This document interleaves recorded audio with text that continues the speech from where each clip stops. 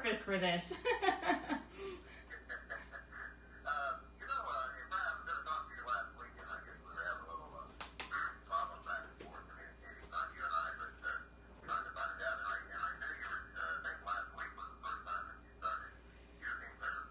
Yeah, I was trying. Well, I don't know that a lot of people know what it is, but it's kind of an alternative to Facebook. But what it does is it allows you to stream live. So instead of your listeners sitting in their cars or at the home wondering what you and I are doing, at least for me, they'll be able to see me talking into the camera and talking to you, so they can kind of maybe get a little bit of flavor from the boringness of sometimes radio. So. Yeah, and like you can see, I know that you had it on tape and it shows what you're eating for lunch. Because on the West Coast, you're on lunch hours. I think you were having hot dogs and and caramel apples for dessert. Yeah, caramel apples, yeah, that.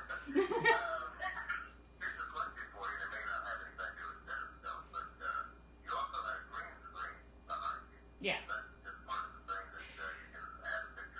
Yeah, that's exactly what it is. It's a green screen. It's what we use in studios, and you can throw pictures behind it.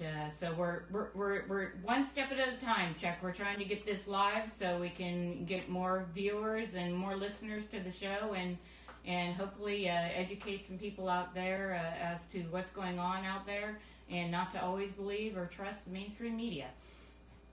Yeah, and I'll tell you something else. Not only, Periscope and all the other things, but I thank you because, and I'll tell the listeners that each time Kimberly does an interview with me on CRN, she also puts that link up. So, there's a million and one ways to get us, and now a million and two. Right? Yes, there will be, yeah. I don't know if that's good or bad, but anyways, it's out there. So is it Periscope.com? Yeah.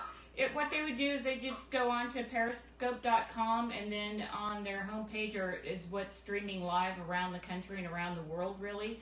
And if they just type in my name, Kimberly Dvorak, they'll see that I'm live, and I put CRN, today's date, CRN, and Kimberly Dvorak. So if they type any of those in on Periscope, that should come right up on the computer or their cell phone.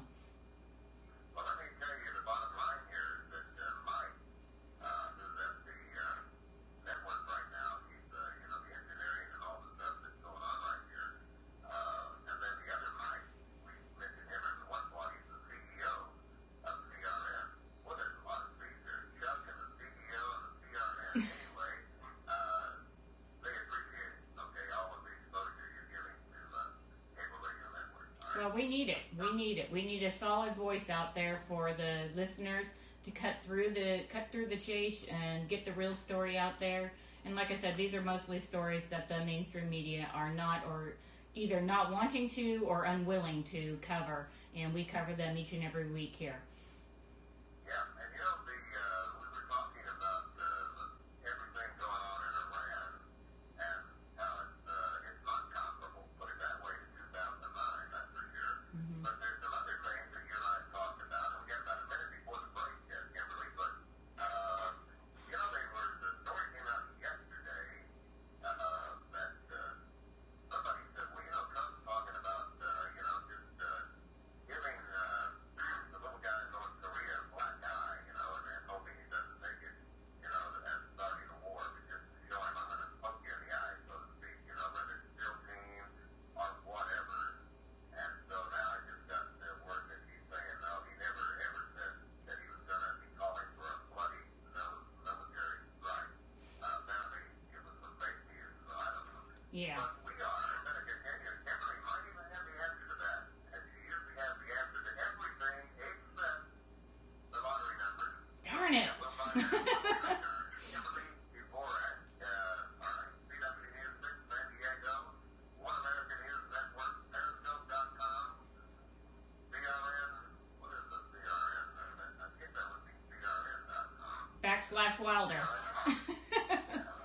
guess I left something out, didn't I? The only one I don't remember is CRN.com. We'll be right back. But I want to get your comment on this. I said maybe it's fake because then I look at the story I have, Kimberly, about this bloody nose strike.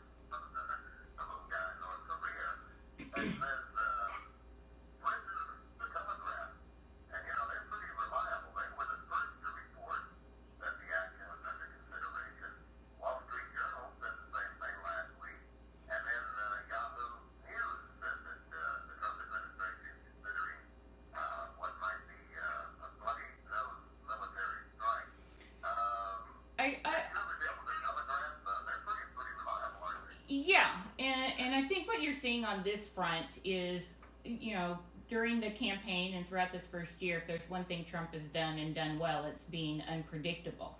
So I think when you look at a situation like this, we're getting ready for the Winter Olympic Games in South Korea, and you're starting to see the president come out with, they typically do this. They'll leak stories to different publications to float the idea, and those stories obviously are going to make their way to North Korea.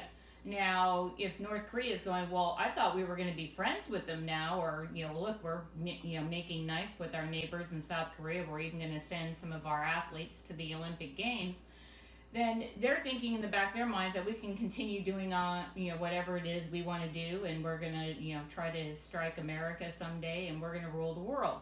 However, if they're starting to read news reports from Wall Street Journal, or the Guardian, or the UK independent paper that you were just discussing, they're going to go, well, wait a minute. I thought he just said that we were going to be friends. Now we're reading reports that are happening, talks behind the scenes saying, hey, now he could actually strike us.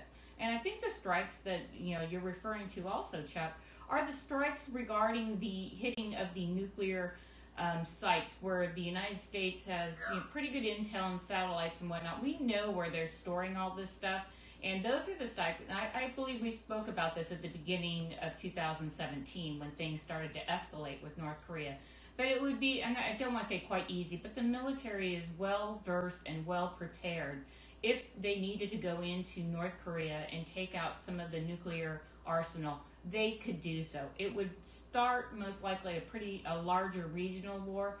But I think that right now the world's watching, and I think China's even watching a little bit, saying, nuclear war may not be all that good for us, and we don't know what President Trump will do, and I think that's a good thing. It's definitely a different tone, I would imagine, China and North Korea saying, boy, this just doesn't sound like all the presidents they've had in the past. It's kind of talking a little bit differently. And, now that the Rose Bowl game is over, okay, now we're flashing the stealth bomber, you know what I'm saying? It's ready to go. I mean, don't attack on January 1st, and we got to use it to go over the road. Yeah. But anyway, seeing that on Fox News is sort of like wanting that again, which I would do if I had it. Well, yeah. I mean, I think that most people would want to do something like that. I mean, it's just a show of force. President Trump has done nothing. He's always verbose. He's grandiose. He's always bragging, if you will. But those are not necessarily bad things when you're dealing with your enemy. You do not want your enemy to think that you're going to give in. And he's supposed to be a negotiator, and in his mind, I believe, he's looking at it and he's talking to generals and he's saying, so what do you think is the best way forward here? Should we be talking to the North Koreans? Yes, absolutely. Diplomacy first. But diplomacy is also the last act before war. So we're trying the peaceful way, but Trump is out there showing him, or at least some of his advisors are leaking stories out to the media, to just put for the North Korean people, just to kind of keep in mind that we are a pretty big country and we are pretty well developed, and it won't end well for them, and it just puts that thing in the back of their mind. Will the president do it? Will he not? And I'll tell you, Roosevelt, we're pretty sure it was Roosevelt, is the one that said, speak softly, carry a big stick. Yeah. And the big stick he was talking about was the USS Iowa, which is now in San Pedro, right around the LA area. Can I make a comment on the Iowa, which is ironic, because that is where Trump, after he left New York City and his very first campaign appearance in Los Angeles, was at the USS, on the USS Iowa, and I was actually on board that ship with the future president, and listening to that speech, I'll never forget, listening to that speech, walking off that ship after it was over, I looked over at the cameraman and I said, that's going to be the next president of the United States. And he started cracking up like there was no tomorrow. He is the next president, so maybe the USS Iowa is a little more symbolic than the rest of us were even thinking. Yeah, I've got a picture of me and a bunch of people standing underneath the guns as they're being fired, okay? And it's one of those photo shots. Mm-hmm. And you see the fire coming out of the guns on the battleship. And everybody's holding their ears. And I actually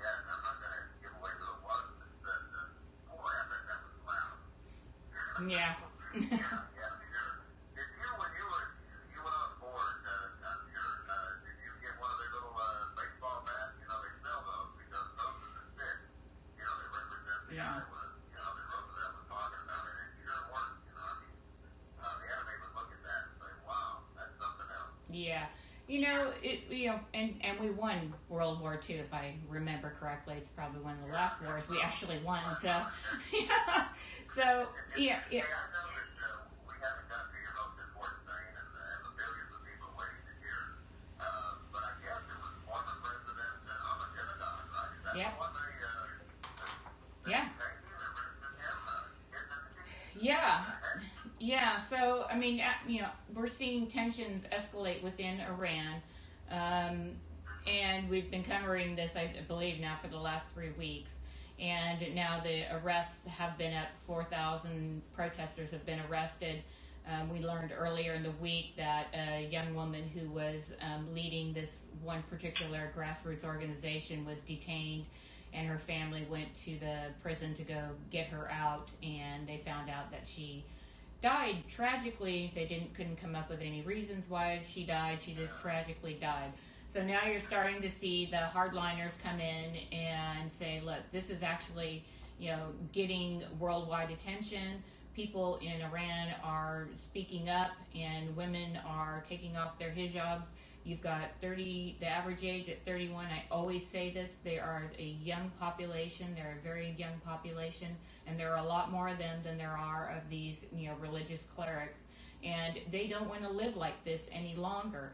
Now, people that I've talked to in the foreign policy realm say that this is an event that eventually this will fall, that the monarchies within Iran typically last about 7 to 8 decades. Obviously, this one's been there for about 40, but they didn't have the internet and they didn't have social media back then. So they're looking at the next few years. It could be this year, they say, that there's going to be enough of an uprising and the people are just going to go to the streets and protest. And you're seeing countries like the United States backing the protesters.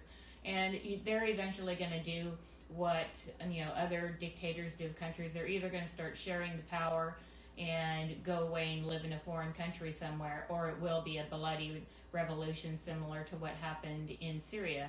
But with Syria, as we know, Bashar al-Assad, the president, outlasted President Trump or President Obama, and he's still there. But the deal they're working there is to allow him to remain in power, have elections in the next few years. The people will elect what's going on, and then Syria can come back and rebuild the best they can. You're going to see something similar, I think, take place in Iran. And, who would have thought that, the Saudi Arabia here, that they are actually going out and moving forward with social, norms, letting women drive now, having movie theaters, which they didn't have before. They're actually moving into out of the Middle Ages, I guess, and they're giving women more rights, and they're being a much more open society, and that's because Trump came in.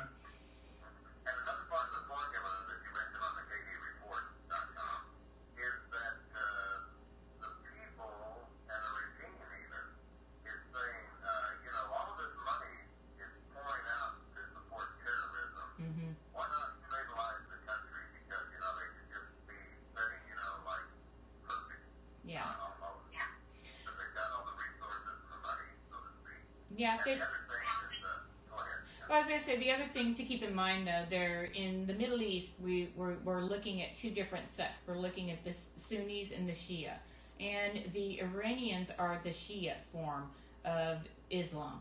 And the Sunni and the Shia, have long contested that, they're the ones that are going to be at the top of the next caliphate. They're the ones that are going to rule into the next, centuries to come. Their family members, their sons will become, move up the ranks and rule those countries. And so there's always been a, like Hatfield and McCoy type thing going on, where they're always like snarking at each other. And for them, it's just a fundamental belief system that they believe something a little different. It's like the Old Testament, New Testament, but Christians aren't out there wiping each other out because, hey, you believe in the Old Testament, you're backwards. that's kind of what we're dealing with here. Just breaking it down in an easier way for people to digest. It's kind of that When you use that situation. word, snarking, is that the word you used? You said they were, the higher ups, they're kind of snarking at the people. Is that the word you used? Yeah, there. I mean, Yeah, is that kind of like the actors and actresses, what they do to us, snarking at us? Is that what they're doing? I mean, I think they certainly flaunt their perceived power, if you will, or their perceived. They think highly of themselves. Yes, I think that that's a safe assessment that actors think highly of themselves. But just like as actors put out movies, and when they offend a great number of people, people don't go see their movies anymore.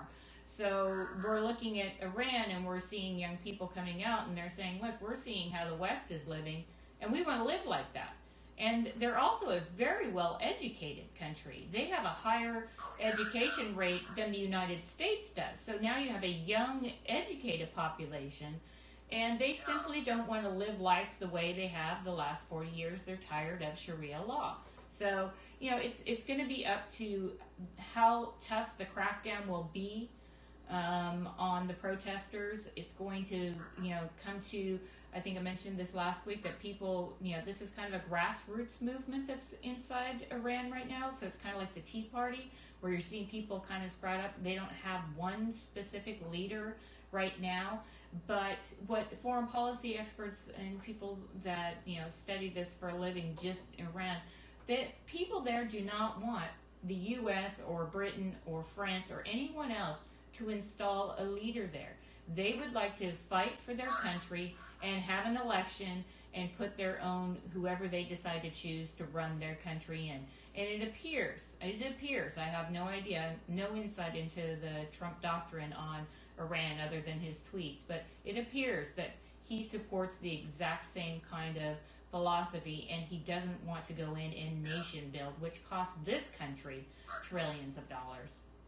Pick your own leader. Yeah. I want to go back to that education, because in the report, that your latest report, you said that some Iranian officials estimate that 150,000 educated Iranians immigrate abroad annually, Mm-hmm. leave the country, and it costs the country over $150 billion per year. Mm-hmm.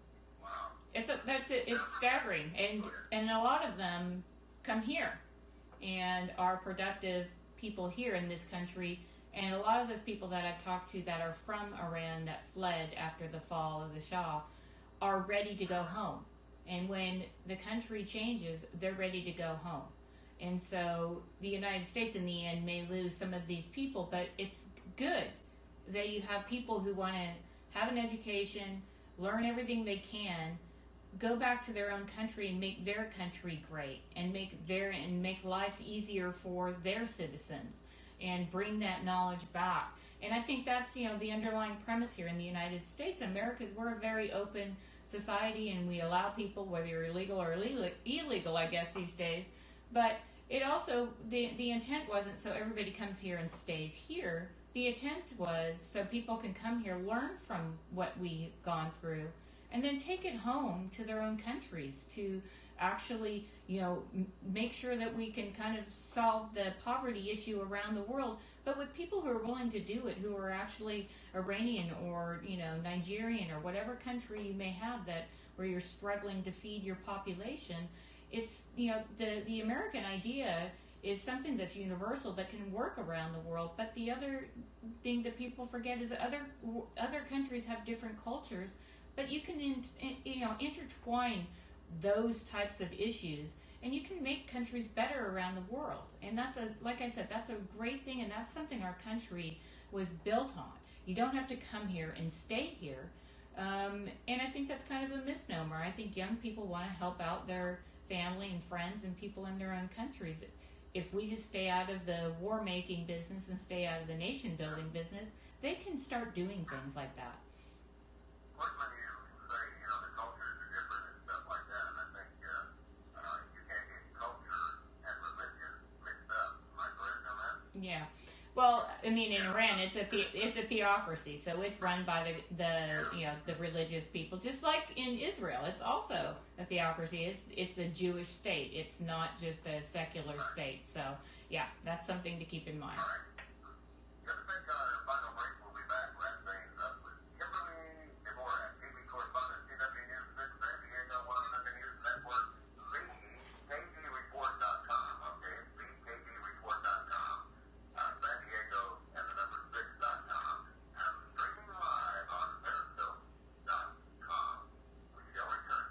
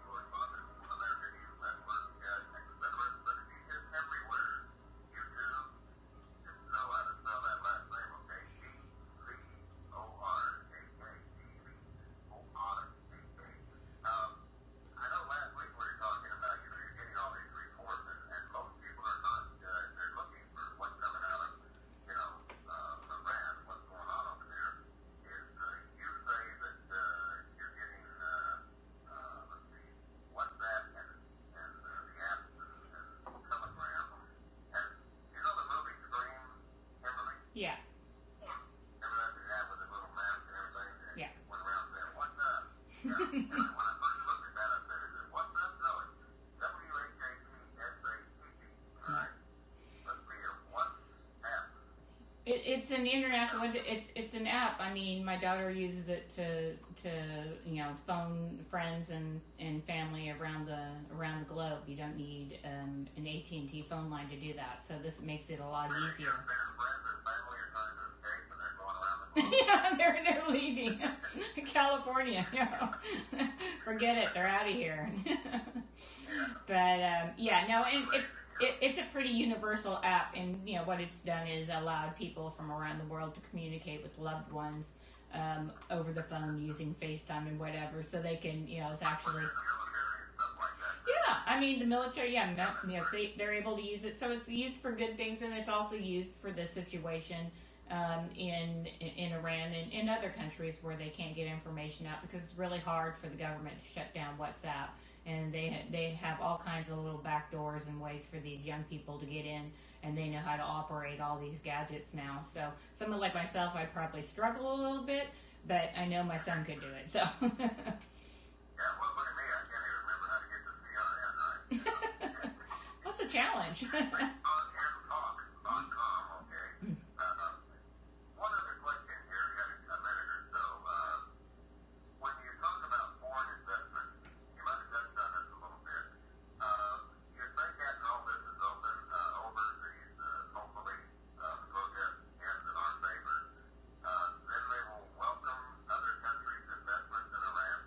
Sure. I mean, we've levied sanctions on them for a number of years now, and I mean it's a large population. It's a westernized. I mean, they've got transit, they have universities. Why not have a McDonald's over there? Why not have some of these U.S. companies over there trading and opening businesses, making money? There's no reason. I mean, that was our founders did not want to get into foreign entanglements, but they also wanted to trade with the world. So why not do that with Iran? I mean, obviously the chance of death to America can be a little alarming for some people, but that's what. Yeah, death to the golden arches. But I mean, obviously it would be good for American business, and then also it ushers in more ideas, and it opens up their society as well and brings them along to realize that nuclear war is really not going to benefit anybody on the planet, and that young people realize that they just wanted to get on with it and live life and go on and do great things for their country. And people ought to be behind that here. We ought to be behind these peaceful protests that are taking place and wanting Iran to somehow get new leadership. And if there's enough world pressure on it, we can do it here because you got a population that's willing to go there. This is completely different than North Korea, as we talked about at the top of the show. That's a very regressive population that's completely brainwashed. The Iranian youngsters aren't, so that's a good thing. Boy, you are a busy lady and excellent reporting, and I appreciate it very much. All righty. Thanks, Jack.